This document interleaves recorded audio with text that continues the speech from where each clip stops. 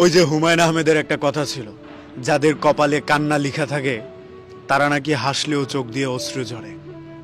আমি খুব ভালো করে জানি আমাদের বিচ্ছেদের কয়েক বছর পর কোনো এক গলির মাথায় আমাদের আবার দেখা হবে।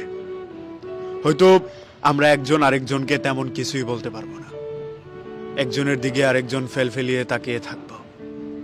এই সময়ের ব্যস্ততা কিংবা বেকারত্বের অজুহাতে তুমি অন্য কারো হয়ে গিয়েছো। এখন হয়তো ভালো আছো, দিন শেষে সবাই ভালো থাকে, কিন্তু সবচেয়ে ভয়ানক ব্যাপার হচ্ছে নিজের প্রিয় মানুষটা নিজের চোখের সামনে অন্য কারো হয়ে যাওয়াটা।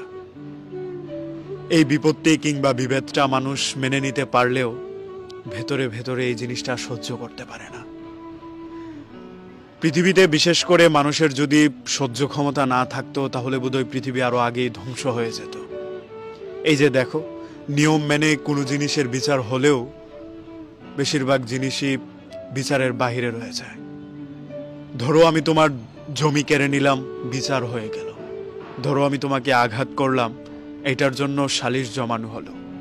অথচ তুমি আমার মন ভেঙে গেলে তার কোনো বিচারই হলো না। অথচ মানুষেরা বলে থাকে মানুষের ভেতরে একটা গোশতের টুকরা আছে, যেটা ভালো থাকলে মানুষ সুস্থ থাকে, আর সেটার নাম নাকি মন। এত বড় জিনিসটা তুমি ভেঙে চুরমার করে দিলে, তার কোনো বিচারই হলো না। কেউ তোমাকে প্রশ্নও করলো না কেন তুমি এমনটা করলে। আমার এই মেঘাচ্ছন্ন জীবনে সূর্যের মতো এসে ঘূর্ণিঝড়ের মতো সবকিছু লণ্ডভণ্ড কেন করে দিয়ে গেলে। এসব কিছুর প্রশ্ন আমিও তোমাকে করছি না, কিংবা বলছি না আবার ফিরে আসতেই হবে কিংবা আমাকে ভালো রাখতেই হবে। যেহেতু আমি তোমাকে ভালোবাসি, তোমার ভালো থাকাটা দেখতে পারাটাই আমার সার্থকতা।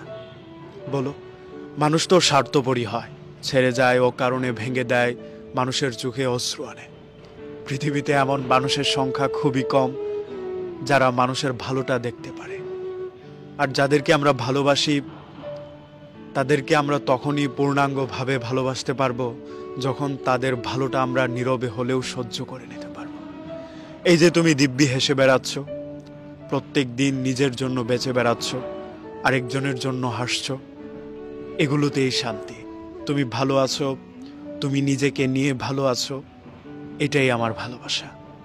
কারণ ভালোবাসার মানুষকে ভালো রাখার নামই নাকি ভালোবাসা। যে ছেড়ে গিয়েছে তার জন্য অভিযোগ করে কি করবো বলো? যে ভেঙে দিয়েছে নিজের মানুষকে, তার প্রতি কোনো দায়বদ্ধতা থাকে না, তার প্রতি কোনো অভিযোগও থাকে না। তার জন্য কোথাও বিচার দায়ের করব, সেটা তো প্রশ্নই আসে না। তুমি ভালো থাকার জন্যই আমাকে ভেঙে দিয়েছ কিংবা ছেড়ে গিয়েছ। আমাকে ছেড়ে যাওয়াটা তোমার জন্য সার্থক হোক কিংবা তোমার জীবনের জন্য কল্যাণ বয়ে আনো।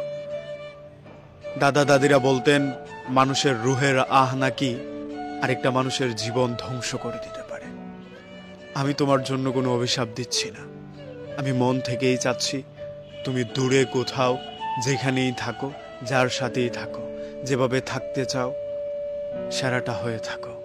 নিজের সবটা ভালো বুঝে নিজের জন্য ভালো থাকো, নিজেকে ভালোবাসার জন্য ভালো থাকো।